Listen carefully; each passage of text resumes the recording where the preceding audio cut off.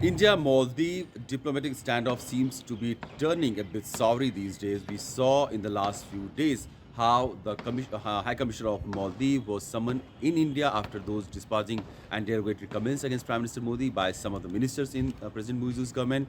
We also saw Indian High Commissioner in Maldives, Manu Mahavar, had also met senior officials in the Ministry of External Affairs in Maldives.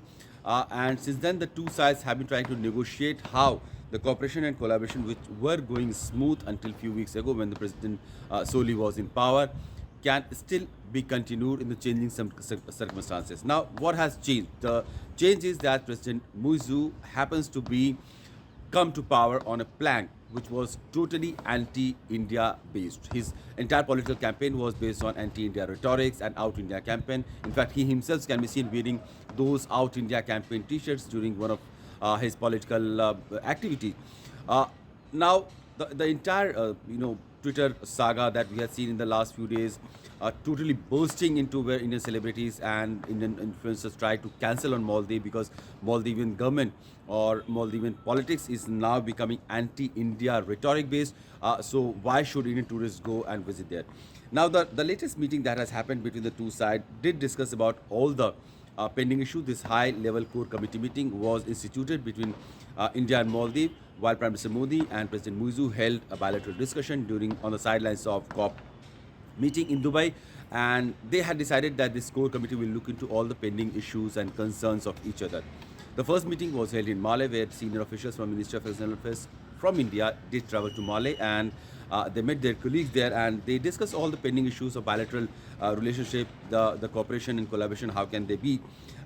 During the meeting, the both sides also held discussion on identifying steps to enhance partnerships. The key issue that remains, as a bone of contention between the two sides has been the presence of Indian troops or military personnel on this island nation. The president of Maldives has said, and this was quoted by the Maldivian media, said also that the presidential spokesperson has said that India should withdraw all the troops by 15th of March. This is the deadline that Maldives has given to India. The press release, which came after this high-level core committee meeting, did also mention the withdrawal of troops, but in a different way. The Indian side said that how both sides have held discussions on finding mutually workable solution to enable continued operation of Indian aviation platforms that provide humanitarian and medical services to the people of Maldives. While the same issue was discussed a bit differently in the Maldivian statement that came from the Maldivian Foreign Ministry. And that said that both sides agreed to fast track withdrawal of Indian military personnel. So this is the issue that the two sides have been trying to negotiate between. There is apparently about 75 to 90 military personnel from Indian side which are present in Maldives. India has also given some high-speed boats or naval assets to the Maldivian side. Then there are some aerial assets which are also deployed in Maldives, which are operated and managed by Indian personnel, Indian military personnel or Indian Air Force personnel, which so far have been assisting Maldivians in emergency aid assistance, medical evacuations, and bringing supplies to far-reaching island nations. We know that Maldives is a group of several hundreds of islands which are separated by sea, and some of them are very remote and disconnected.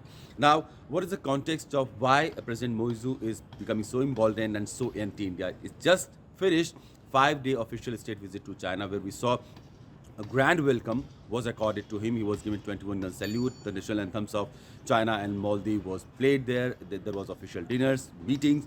President Xi Jinping himself introduced this president of Maldives to his senior cabinet colleagues, and it was quite an overwhelming gesture from a country of the scale of China, quoting Maldives, which is a nation of about 500,000 people, but which sits at a very strategically and economically important maritime zone. That is one of the most busiest maritime trade route.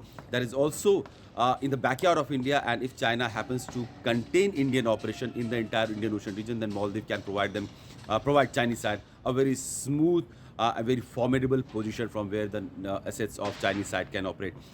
Maldives side can also provide China some platform where the Chinese side can keep a watch on Indian naval assets as well. So that is a strategic concern that India has always had with the Chinese presence, growing Chinese presence and influence in the Indian Ocean region, and probably that was one of the reasons why Indian side had, enhanced its cooperation and collaboration with the last government that was led by Ibrahim Soli. We saw hundreds of millions of millions of dollars by Indian government being pumped into development of Maldives. There was infrastructure projects, connectivity projects, highway, island connectivity. Then medical infrastructure was also provided to the island nation.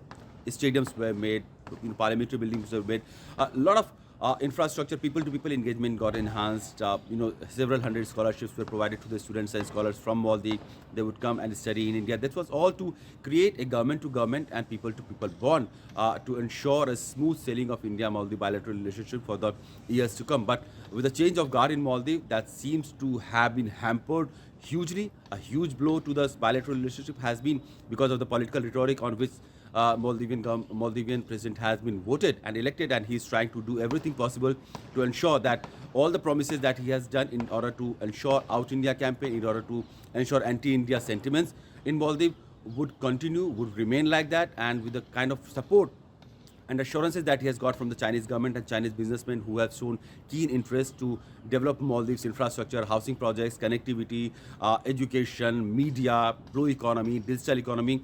He seems to be well posed and well assured that in case of a bad relationship with India, there will always be China who would back Maldivian government, who will back in Maldivian economy, and they would rescue, and Maldives can continue to survive and thrive in the Indian Ocean region. How it will happen and whether it will actually happen, that remains to be seen. But for now, the bilateral relationship with India and between India and Maldives, which was going smooth and very cordial until few weeks ago, seems to hit a hard rock.